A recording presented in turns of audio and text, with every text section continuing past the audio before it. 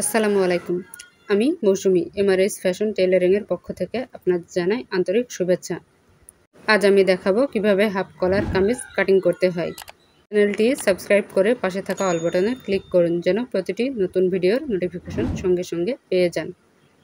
প্রথমে আমরা পোট নিচ্ছি 2.5 ইঞ্চি এবং 4.5 ইঞ্চি। ওঠা গলার মতোই সেম এখানে মাপ নিতে হবে, কিন্তু এখানে পিছনের কোনো গলা হবে না, শুধু সামনের গলাটা হবে। সামনের গলাটা হবে 6 ইঞ্চি। এই গলাটা যেহেতু গোল তাই এখানে হাফ ইঞ্চি রাউন্ড করে দিচ্ছি। হাফ কলারের ক্ষেত্রে একটা গলার এক রকম নিয়ম, সব কিন্তু এক নিয়মে কাটতে যাবেন না। বগলের মাপ নিচ্ছি 6.5 ইঞ্চি এবং আমাদের যে বডি হবে বডির মাপ হচ্ছে 32 ইঞ্চি, তাই আমরা 8 ইঞ্চি থেকে 10 ইঞ্চি নিয়ে থাকি। যেহেতু এটা কলার দেওয়া জামা হবে তাই আমরা এখানে আরও 1 ইঞ্চি বেশি নিচ্ছি। এখানে আমরা মোট 11 ইঞ্চি কাপড় নিচ্ছি। আর আমাদের মোহরা নিতে হবে 2 ইঞ্চি। কলার এবং ওঠা গলা উভয়ের ক্ষেত্রে এখানে আমাদের 2 ইঞ্চি করে নিতে হবে, কারণ মোহরা কম হলে হবে না, কারণ আমরা এখানে এক টানে কাপড়টা হাতাটা সেলাই করব। এটা যেহেতু লম্বা মানুষের ড্রেস তাই আমরা এখানে দূরত্ব নেব 6.5 ইঞ্চি। আমাদের বেশিরভাগই দূরত্ব কিন্তু 6.5 ইঞ্চিতে নিতে হয়। কলার দেওয়া জামাই হোক আর এমনি জামাই হোক, আমরা কিন্তু সবসময়ই 6.5 ইঞ্চিতেই দাগ দিব। কয়েকজনের উচ্চতার ক্ষেত্রে আমাদের 6 ইঞ্চি নিতে হয়। এবার আমরা এই দাগগুলো মিলিত করে দিব। আপনারা অনেক ভিডিওতে দেখে থাকবেন যে কলার দেওয়া জামা তৈরি করলে তালপাট কাটিং করতে বলে, হাতা এবং কামিজ উভয়েরই তালপাট কাটিং করতে বলে। আমি কিন্তু এমনভাবে ড্রেস তৈরি করে দেখাবো যে আপনার হাতা এবং জামা কোনোটাতেই তালপাট কাটিং করতে হবে না এবং খুব সহজেই আপনারা কাটিং করতে পারবেন। আমরা নিচের ঘের নিলাম 13 ইঞ্চি এবং এটা দাগটা মিলিয়ে দিলাম। নিচে দেখুন এখানে 1.5 ইঞ্চি নিয়ে রাউন্ড করে দিচ্ছি।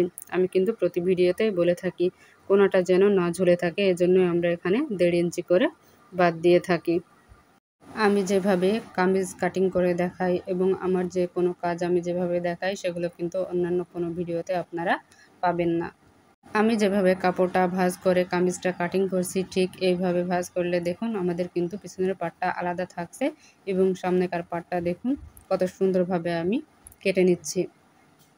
কাপড় ভাঁজ করা সম্পর্কে আমার একটা সুন্দর ভিডিও আছে, সেটা আপনারা চাইলে দেখে নিতে পারেন।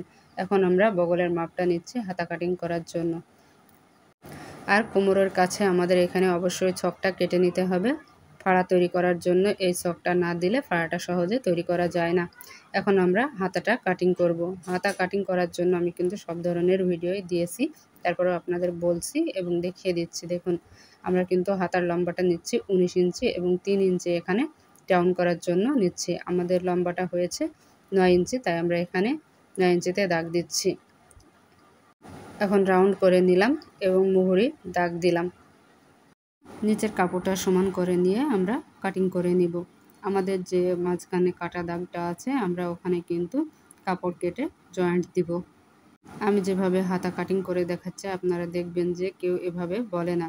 এভাবে হাতাটা কাটিং করলে যত সাইজেরই হোক না কেন আপনারা পাশ থেকে সুন্দর মতো হাতাটা বের করতে পারবেন এবং অল্প কাপড়েই হাতাটা তৈরি করতে পারবেন।